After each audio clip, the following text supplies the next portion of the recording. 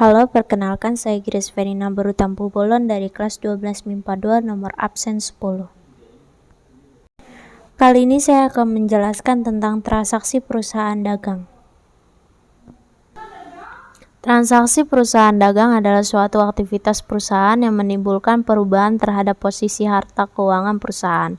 Misalnya seperti menjual, membeli dan membayar gaji, serta membayar berbagai macam biaya lainnya. Sedangkan dalam dunia akuntansi, perusahaan dagang adalah perusahaan yang menjual produk yang dibeli sebelumnya dan tidak mengubah bentuk produk. Oleh karena itu, perusahaan dagang membeli produk dari produsen dan perantara dalam kegiatan usahanya dengan tujuan untuk menjual kembali tanpa memprosesnya terlebih dahulu. 2. Transaksi perusahaan dagang. Karakteristik. Berikut karakteristik transaksi perusahaan dagang. 1. Memiliki aktivitas utama seperti membeli, menyimpan, dan menjual kembali barang. Hal ini mengakibatkan transaksi dan biaya yang perusahaan keluarkan berhubungan dengan pos pengeluaran tersebut.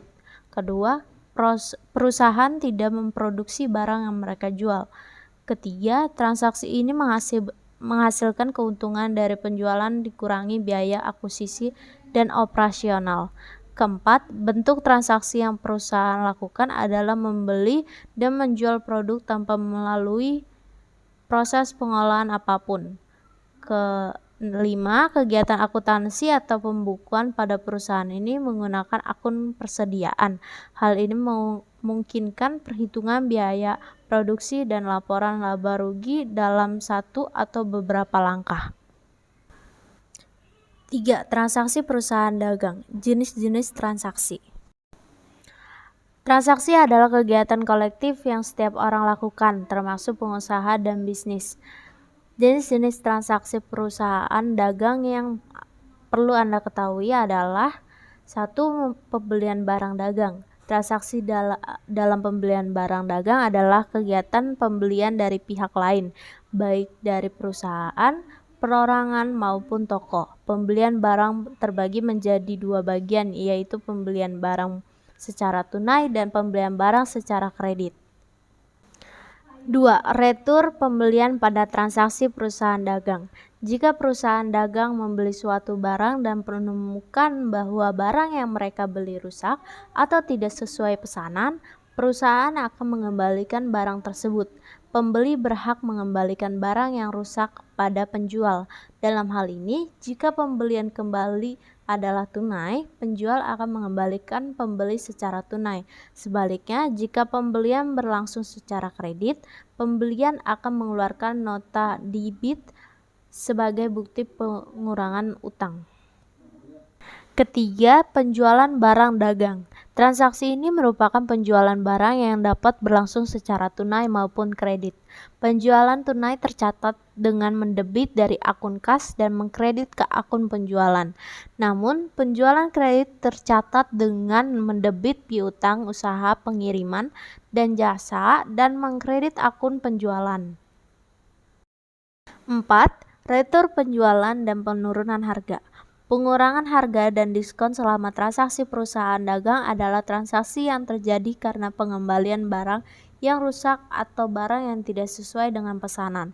Penjualan secara kredit tercatat dengan mengkredit piutang dan mendebit retur serta potongan harga, sedangkan dengan penjualan yang berlangsung secara tunai, maka pencatatannya adalah dengan mengkredit kas dan mendebit akun retur penjualan dan pengurangan harga. Kelima, potongan penjualan. Jenis transaksi itu ditawarkan untuk mendorong pembeli membayar utang mereka sesaat sebelum tanggal yang perusahaan tentukan. Potongan ini akan mengurangi jumlah piutang yang Anda terima saat jatuh tempo dan pesan dalam akun potongan. Bukti transaksi yang perusahaan gunakan yaitu berupa kwitansi dan bukti kas yang masuk. Keenam, beban angkut pembelian. Dalam transaksi perusahaan dagang, beban angkut pembelian merupakan beban pengiriman barang dari gudang pemasok ke gudang pembelian yang biayanya akan pembeli tanggung. Setelah pembayaran berlangsung, Potongan atau diskon tersebut baru akan diberikan. Transaksi pengiriman barang belanjaan kemudian tercatat pada jurnal dengan cara mengkredit akun kas dan mendebit akun barang belanjaan. Oleh karena itu, penting untuk menggunakan aplikasi pendukung agar pembukuan yang Anda miliki tersusun lebih rapi. 7. Persediaan barang dagang. Jenis transaksi ini berfungsi sebagai bukti dalam pencatatan nilai persediaan barang dagangan pada suatu periode atau waktu tertentu. Persediaan ini merupakan salah satu jenis aset yang memiliki resiko tinggi. Maka dari itu, perusahaan perlu melakukan perhitungan dan pengontrolan barang dagangan secara teratur. Kedelapan, pembayaran hutang. Jika suatu perusahaan terlilit hutang, maka Anda perlu membayar hutang tersebut kepada kreditur. Dalam hal ini, hutang yang sering perusahaan dagang bayar dan lunasi adalah hutang pembelian barang karena hal tersebut berlangsung secara kredit. Oleh karena itu, akan lebih baik apabila hutang tersebut perusahaan lunasi menurut kesepakatan bersama dan dilunasi sebelum tanggal jatuh tempo. Kesembilan, penerimaan piutang transaksi perusahaan dagang. Jika perusahaan atau pihak penjual memperoleh pelunasan tagihan piutang dari pihak membeli untuk membeli barang secara kredit, maka penyelesaian adalah Anda harus mencatat seluruh transaksi dan pelunasan tersebut ke dalam pembukuan. 4. Transaksi perusahaan dagang. Tahapan dalam siklus akuntansi perusahaan dagang. 1. Mengidentifikasi transaksi jurnal. Tahap pertama yang harus dilakukan dalam siklus akuntansi perusahaan dagang ialah mengidentifikasi semua transaksi perusahaan dan melibatkan semua akun. Kedua, menyusun jurnal khusus. Pada perusahaan dagang besar, jurnal transaksi biasanya dibagi menjadi jurnal umum dan jurnal khusus. Jurnal umum dibagi apabila jumlah transaksi perusahaan hanya sedikit, sementara jurnal khusus digunakan dalam perusahaan besar untuk memudahkan pengelompokan transaksi-transaksi tertentu. Karena siklus akuntansi perusahaan dagang besar lebih rumit, maka penggunaan jurnal khusus seperti ini bertujuan untuk mengefisienkan waktu, biaya, dan tenaga. Contoh jurnal khusus dalam perusahaan dagang adalah jurnal pembelian barang, jurnal penjualan barang, jurnal penerimaan kas, dan jurnal pengeluaran kas. 3. Menyusun buku besar pembantu. Tahap selanjutnya dalam siklus akuntansi perusahaan dagang adalah penyusunan buku besar pembantu. Buku besar pembantu ini disusun untuk mencatat satu data akun secara rinci, yang kemudian digunakan sebagai acuan dalam penyusunan neraca saldo perusahaan dagang. Contoh akun yang dicatat dalam penyusunan buku besar di pembantu adalah akun piutang dan akun utang perusahaan dagang. Keempat, mencatat di buku besar. Setelah menyusun buku besar pembantu, perusahaan dagang akan memindahkan data dari jurnal umum dan jurnal khusus ke dalam buku besar. Data dalam buku besar ini berfungsi sebagai sumber informasi pembuatan dokumen selanjutnya. 5. Laporan harga pokok penjualan. Jika sebuah perusahaan dagang menggunakan metode pencatatan secara fisik, harga pokok barang yang terjual dapat ditentukan saat terjadi proses transaksi penjualan. Dengan demikian, perusahaan dagang dapat melakukan pencatatan harga pokok penjualan atau HPP dan jurnal penjualan secara sekaligus. Walaupun begitu, perhitungan harga pokok penjualan akan tetap dianggap sebagai komponen dari laporan laba rugi yang kemudian dicatat dalam laporan keuangan perusahaan dagang. 6. Pencatatan neraca saldo. Tahap siklus akuntansi perusahaan dagang selanjutnya ialah mencatat neraca saldo yang terdapat dalam buku besar. Data-data yang diambil dalam buku besar ini adalah saldo akhir setiap akun. Hal yang paling penting untuk diperhatikan dalam mencatat neraca saldo ini adalah posisi debit dan kredit harus balance atau seimbang. Bila tidak seimbang, berarti ada kesalahan saat mencatat di buku besar. Ketujuh, penyusun jurnal penyesuaian. Setelah melakukan pencatatan neraca saldo, perusahaan dagang akan membuat penyusunan jurnal penyesuaian.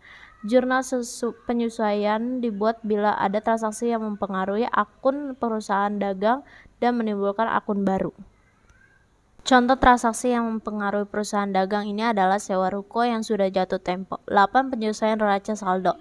Penyelesaian neraca saldo termasuk sebagai salah satu poin penting yang harus dilakukan pada siklus akuntansi perusahaan dagang. Setelah membuat penyelesaian neraca saldo, perusahaan dagang akan memiliki dokumen yang baru disebut neraca saldo tersebut disesuaikan atau adjust trial balance.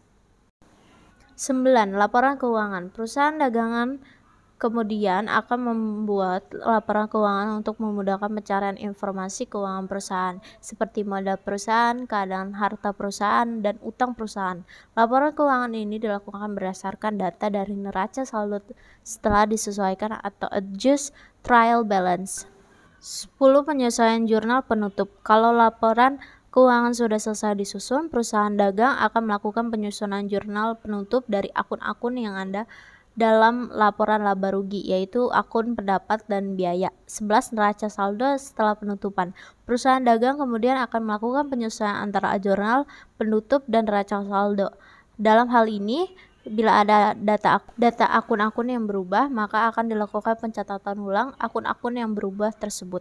12. Penyusunan jurnal pembalik. Penyusunan jurnal pembalik hanya dilakukan bila ada kondisi tertentu yang mengharuskan perusahaan dagang mencatat akun tertentu, misalnya jika ada transaksi pendapatan yang diterima di muka atau bila ada transaksi biaya yang dibayar di muka. Jurnal penjualan. Jurnal penjualan adalah jurnal akuntansi yang digunakan sebagai alat untuk mencatat kegiatan transaksi penjualan. Transaksi penjualan ini akan dicatat di dalam berbagai akun dengan menggunakan aturan debit dan juga kredit.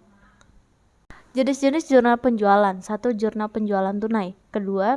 Jurnal penjualan kredit. 3. Jurnal diskon penjualan. 4. Jurnal retur atau potongan penjualan.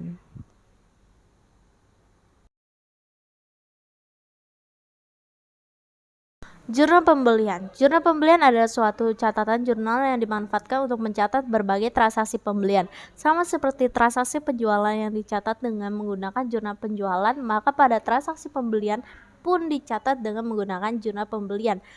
Baik itu untuk pembelian yang dilakukan secara kredit, tunai, retur, diskon, atau potongan pembelian. Jenis-jenis jurnal pembelian. 1. Jurnal pembelian tunai. Para pembisnis retail dan perusahaan dagang kecil umumnya banyak menggunakan sistem persediaan perpetual yang terkomputerisasi. 2. Jurnal pembelian kredit. Pembelian yang dilakukan secara kredit merupakan kegiatan yang seringkali terjadi dalam sistem akuntansi perusahaan dagang, jasa, dan manufaktur. 3. Diskon pembelian. Saat ini umumnya faktur yang diterima oleh pembisnis tidak akan menawarkan diskon untuk pembayaran yang dilakukan lebih awal. 4. Jurnal retur pembelian atau purchase return dan potongan pembelian dilakukan saat ada barang yang dikembalikan. 5. Jurnal penerimaan dan pengeluaran kas. Penerimaan kas. Jurnal penerimaan kas adalah salah satu jenis jurnal yang memuat berbagai catatan terkait kas yang masuk. Adapun sumber penerimaan yang utama dalam sebuah usaha diantaranya seperti penjualan produk secara tunai, modal yang ditanamkan atau diinvestasikan oleh pemilik usaha, piutang yang sudah dibayar tunai, penjualan aset secara cash, penerimaan sewa, dividen ataupun bunga, pinjaman tunai dari bank, perorangan ataupun lembaga keuangan lainnya. Pengeluaran kas. Fungsi jurnal pengeluaran kas sendiri yaitu untuk mencatat seluruh arus keluar kas bagi operasional usaha. Catatan atau jurnal ini nantinya dapat memproyeksikan kemampuan finansial usaha yang berasal dari kas usaha itu sendiri. Jenis-jenis pengeluaran kas yang harus dicatat dalam jurnal ini antara lain seperti pembayaran hutang dagang ataupun material, pembelian barang atau bisa juga penggunaan jasa yang dibayar secara tunai, pembayaran setoran ke kas kecil, refund untuk barang yang dikembalikan oleh konsumen. Manfaat pembuatan jurnal penerimaan dan pengeluaran kas. Manfaatnya antara lain yaitu 1. Memudahkan pengelolaan dan pengawasan arus atau aliran keuangan perusahaan. 2. Mencatat data jauh lebih mudah, detail, dan rapi. 3. Memiliki informasi keuangan yang lengkap, sistematis, dan akurat untuk dijadikan laporan keuangan sebagai dasar dari setiap kebijakan. 4. Meminimalisir kesalahan pencatatan transaksi dan kecurangan karena setiap jenis transaksi disertai bukti yang dapat dipertanggungjawabkan. Kelima, mencatat perubahan data. Keenam, adanya pembagian kerja yang memberi efektivitas bagi setiap divisi atau bagian. Selanjutnya, pembuatan laporan keuangan secara berkala. Mempermudah pengecekan kondisi keuangan menjadi tolak ukur atau bahan pertimbangan dalam membuat rencana bisnis ke depan.